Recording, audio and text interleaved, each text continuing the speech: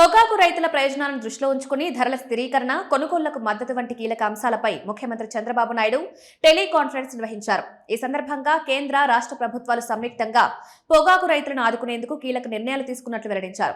ధరల లోటు భర్తీ పథకం కింద రైతులకు కిలో పొగాకుకు ₹20 చొప్పున ఆర్థిక సాయం అందించాలని నిర్ణయించారు. ఇందుకోసం కేంద్రం, రాష్ట్రం కలిసి మొత్తం 188 కోట్లు భరించేందుకు అంగీకరించాయి. రాష్ట్రంలో 94 మిలియన్ కేజీల పొగాకు కొనుగోళ్లకు పూర్తి మద్దతు లభించేలా చర్యలు చేపట్టాలని సీఎం చంద్రబాబు ఆదేశించారు. బ్రైట్ రకం పొగాకు కిలో ధర 240, మీడియం రకం 190, గ్రేడ్ పొగాకు 110 కంటే తగ్గకుండా కొనుగోలు జరిగేలా సంబంధిత అధికారులను అప్రమత్తం చేశారు. పొగాకు రైతుల సమస్య పరిష్కారానికి సీఎం చంద్రబాబు కేంద్ర ప్రభుత్వంతో నిరంతరం సంప్రదింపులు జరిపినట్లు అధికారులు తెలిపారు.